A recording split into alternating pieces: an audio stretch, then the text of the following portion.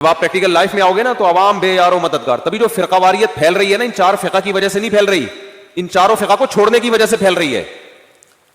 جب اسلامی حکومتیں تھیں مسلمان چاروں میں سے کسی ایک فقہ پر عمل کرتے اور دوسرے کو ملامت نہیں کرتے, دوسرے کو بھی برحق سمجھتے, خود بھی. کوئی فرقہ واریت نہیں تھی. کوئی فرقہ واریت نہیں تھی. فرقہ واریت چاروں فقہ چھوڑنے کی وجہ سے پھیل رہی ہے. پھر مجھے بتایا جائے یہ فقہ حنفی میں خود تقسیم در تقسیم جو ہے, فرقہ در فرقہ جو ہے, وہ کیوں ہے بھائی؟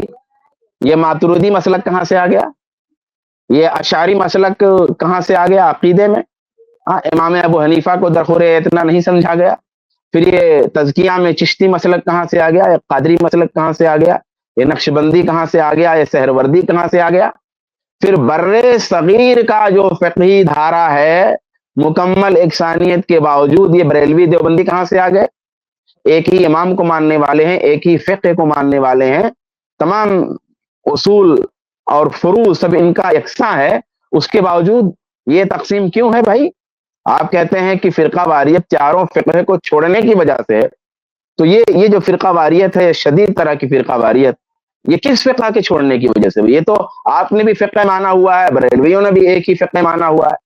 پھر ان چاروں فقہوں کو جو مانتے تھے ان کے اندر جو لڑائیاں ہوئیں, ان کے اندر جو انتشار پیدا ہوا, جو قتل و خونریزی ہوئی, جو مناظرے ہوئے خطرناک قسم کے, جو ایک دوسرے کے خلاف کتابیں لکھی گئی, آپ کہتے ہیں برحق سمجھتے ہوئے. کیا مفتی صاحب, کیا جو آپ نے کہا نہیں کہ کچھ چیزیں کہنے میں ہوتی ہیں حقیقت میں نہیں ہوتی, یہ صرف کہنے ہی میں آپ کی بات ہے, حقیقت میں نہیں ہے. کتنا تعصب, کتنا بغض ایک امام کے ماننے والے دوسرے امام کے ماننے والے ہی نہیں, دوسرے امام کے حوالے سے بھی دوسرے امام کو آپ لوگ خود امام ابو حنیفہ رحمۃ اللہ علیہ کے جب فضائل بیان کرتے ہو تو اس انداز میں پیش کرتے ہو کہ دیگر جو ائمہ کرام ہیں وہ ہیش نظر آئے. آپ خود ایسا کرتے ہیں اس نئے زمانے میں بھی, تو آپ کیسی باتیں کرتے ہیں؟ کہتے ہیں فرقہ واریت ان چاروں فقہوں کو چھوڑنے کی وجہ سے ہوئی ہے. بھائی خود فقہ حنفی میں یہ جو مذہب یوسفی ہے, یہ جو مذہب امام محمد ہے, یہ جو مذہب امام ظفر ہے, وہ کیوں آ گیا بھائی؟ کیوں ان لوگوں نے چھوڑا؟ کیوں امام ابو حنیفہ رحمۃ اللہ علیہ کی فقہ سے نکل کر کے پھر مسائل کی تخریج کی, نئے مسائل لائے, ان میں ترجیح قائم کی, امام ابو حنیفہ رحمۃ اللہ علیہ کے مسلک کو مرجوع قرار دیا, اور آج تک کم سے کم اجتہاد فی المذہب کے عنوان سے اختلاف جاری ہے امام ابو حنیفہ کے مسلک سے, اور جو اختلافات ہیں ان میں ترجیح جاری ہے. اور جب نوازل آتے ہیں تو پھر بالکل ایک نئے مسئلے کی طرف بلکہ تلفیق تک آپ لوگ بعض دفعہ کرتے ہیں. یہ سب کیوں ہے؟ جب امام ابو حنیفہ رحمۃ اللہ علیہ نے سب کچھ طے کر دیا, انہوں نے طے کر دیا اور کافی ہے, اب ان کی تقلید کریں گے تو کفایت کر جائے گی. اب ڈائریکٹ قرآن و حدیث کی طرف جانے کی ضرورت نہیں ہے. تو جب ضرورت نہیں ہے, امام ابو حنیفہ نے سب طے کر دیا, جہاں سے امام ابو حنیفہ رحمۃ اللہ علیہ کی فقہ شروع ہوتی ہے وہاں سے آج کے زمانے تک کاش کوئی اہل علم کچھ مسائل کو وہاں سے لے کر کے یہاں تک دکھاتے کہ کس طریقے سے تفریعات قائم ہوئی ہیں اور کس طریقے سے فرع میں اور ساتھ ساتھ بعض دفعہ اصولوں میں امام ابو حنیفہ رحمۃ اللہ علیہ سے اختلاف کیا گیا ہے, اور فقہ حنفی کچھ تھا, اور بعد میں متقدمین اور متاخرین کے آراء کی روشنی میں فقہ حنفی کچھ ہو گیا ہے. یہ کاش کوئی پیش کرتا علمی طور پہ تو بڑی کمال کی چیز ہوتی. تو خلاصہ یہ ہے کہ کتنی بڑی بات آپ کہہ رہے ہیں کہ جو فرقہ واریت پیدا ہوئی ہے یہ چاروں فقہوں کو چھوڑنے کی وجہ سے ہوئی ہے, حالانکہ ابتدا ہی فرقہ واریت کی یہ چار فقہ بنانے سے ہوئی ہے. اللہ تبارک و تعالی معاف کرے. ایک مختصر سا تجزیہ کرنا تھا اور جائزہ لینا تھا مجھے. تبارک و تعالی سے دعا ہے کہ اللہ تبارک و تعالی مجھ کو آپ کو سب کو صحیح راستے کی توفیق عطا فرمائے, آمین. جیسا کہ آپ نے دیکھا اور میں بھی خود اس بات کو نوٹس کر رہا ہوں کہ مفتی صاحب اتنے پرومیننٹ ایک فگر ہونے کے باوجود ڈائریکٹلی انہیں مس ریپرزینٹ کرنا کسی بھی گروہ کی آئیڈیالوجی کو, سوچ کو, منہج کو, طریقہ کار کو, یہ بالکل غلط بات ہے. اسے اسٹرا مین فیلیسی بولتے ہیں, یعنی کہ جو مانتے نہیں ہے وہ بات تھوپ دی جائے ان کے اوپر کہ آپ لوگ یہ مانتے ہو, اور پھر اس بات کو کیسے بھی کر کے غلط ثابت کر کے کہے کہ دیکھو یہ لوگ غلط ثابت ہو گئے. تو جیسے مجھے اس میں دو اسٹرا مین دکھائی دیے, اور یہ بھی بس ایک سرسری طور پہ جو دیکھا مجھے دو اسٹرا مین دکھائی دیے.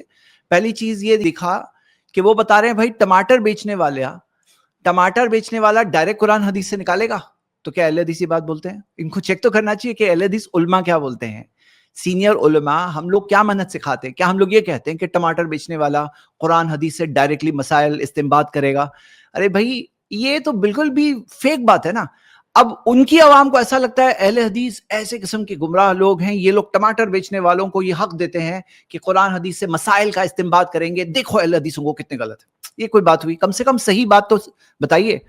اور دوسری بات, جیسے یہ سٹارٹنگ میں جہاں سے شروع کیا تھا انہوں نے, یہ بات جس طرح سے ظاہر کرنے کی کوشش کرتے ہیں کہ ائمہ مجتہدین کی خدمات جو سارے ائمہ کی خدمات ہے, جو مجتہدین کی خدمات ہے, جو انہوں نے مسائل بیان کیے, جو انہوں نے ان کے استنباط کیے ہوئے مسائل جو موجود ہے, تو اہل حدیث جیسے کہ ان کی خدمات سے فائدہ نہیں اٹھاتے ہیں, یعنی کہ ان کی طرف دیکھتے بھی نہیں, کوئی قیمت ہی نہیں سمجھتے. اس طرح کی بات ظاہر کی جاتی ہے. میں کئی سارے ان کے بیانات سے یہ بات میں نچوڑ بتا رہا ہوں. یہ بھی ایک اسٹرا مین فیلسی ہے, یعنی اہل حدیث یہ کرتے ہی نہیں ہے, یہ کہتے ہی نہیں ہے کہ مت فائدہ اٹھاؤ, یہ بالکل نہیں کہتے ہیں. ہم صرف یہ کہتے ہیں کہ سب کی خدمات سے فائدہ اٹھاؤ, جو اہل حق ہے, جو صحیح منہج والے علماء ہے, سب کی خدمات سے فائدہ اٹھانا ہے. لیکن اگر قرآن حدیث کی روشنی میں کسی کی بات غلط ثابت ہو جائے تو ان کی بات کو چھوڑ دینا ہے, اور اس عالم, اس مجتہد کی بات کو لینا ہے جن کے پاس پروف ہے, قرآن حدیث سے پروف ہے, ان کی بات لینا ہے. ہم لوگ یہ بات کہتے ہیں. اب یہ بات وہ صحیح بات کیوں نہیں بتا رہے ہیں؟ کیونکہ صحیح بات اگر بتائے تو غلط ثابت کرنا بہت مشکل ہو جاتا ہے. مطلب غلط ثابت کب اچھے سے کر سکتے ہیں؟ جب جو ہے اس کی جگہ کچھ ایسا بتاؤ جو نہیں ہے, تاکہ بہت اچھے سے غلط ثابت ہو جائے عوام کی نظر میں. لیکن حقیقت کی روشنی میں, اللہ کی نظروں میں تو حق بات کو آپ غلط بتا رہے ہیں, وہ بھی غلط بتا کر کے غلط ثابت کر رہے ہیں. یعنی ایک ہوتا ہے حق بات کو صحیح بتا دو, پھر آپ اپنا نظریہ رکھو کہ میرا یہ نظریہ ہے, تو کم سے کم ایک صحیح انالیسس ہوگی نا. لیکن آپ مس ریپرزینٹ کرو, یعنی جو نہیں ہے وہ بتاؤ اور پھر اس کو غلط ثابت کرو. یہ کون سی اکیڈمک آنیسٹی ہوگی؟ یعنی بالکل ایک غلط بات ہے. ایسے قسم کے عوامی بیان ہے یہ, اور عوام کو اس طرح سے مس گائیڈ کرنا بالکل غلط ہے. اور یہ جو بتا رہے ہیں کہ بھئی مسائل تو ہمیں جو مجتہدین نے جو خدمات کی ہے ہمیں انہی سے لینا ہے. یہ کیا بات نہیں بتا رہے معلوم ہے؟ یہ نہیں بتا رہے ہیں کہ صرف 4 مذہب سے لینا ہے, باقی جو سارے مجتہدین جو اسلامی تاریخ میں گزرے ہیں نا, ان سے نہیں, 4 مذاہب سے.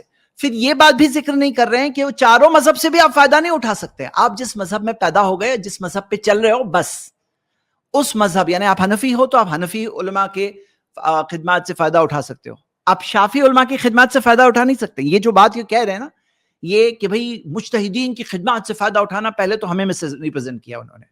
اور دوسری بات یہ کر رہے ہیں کہ یہ بات بھی وہ ادھوری بتا رہے ہیں. ان کو یہ بات بولنا چاہیے اس طرح سے کہ 4 جو ائمہ ہے ان میں سے ایک جو آپ کا مذہب ہے, آپ اسی سے فائدہ اٹھا سکتے ہیں. سارے مجتہدین کو چھوڑ دو, سارے دوسرے مذہبوں کو چھوڑ دو, آپ جس مذہب میں ہو اس کے مجتہدین جو گزرے ہیں ان کی خدمات سے فائدہ اٹھا سکتے ہو. یہ بات کیوں نہیں بتا رہے ہیں؟ اہم بات تو وہی ہے کہ مفتی صاحب جو صحابہ کے دور کی بات بتا رہے ہیں کہ صحابہ جو ہے وہ مفتیوں سے سوال کرتے تھے, تو یہ جو جس مسئلے پہ اختلاف ہے دلیل اس اختلاف پر دینی چاہیے نا.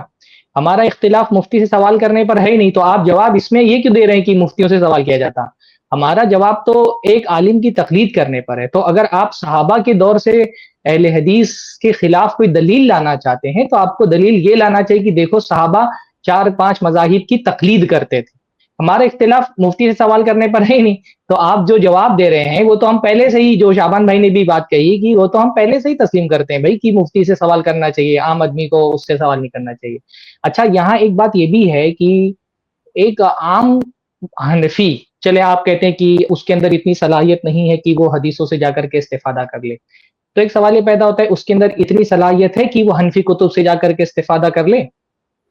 بھائی حنفی کتب سے استفادہ کرنے کے لیے بھی تو وہ مفتیوں ہی کا سہارا لے رہا ہے نا. کہ ٹماٹر بیچنے والے کو آپ بولتے ہیں جا کر کے امام ابو حنیفہ کی کتاب سے, یا محمد بن حسن شیبانی کی کتاب سے, یا امام ابو یوسف کی کتاب سے جا کر کے مسئلہ دیکھ لو.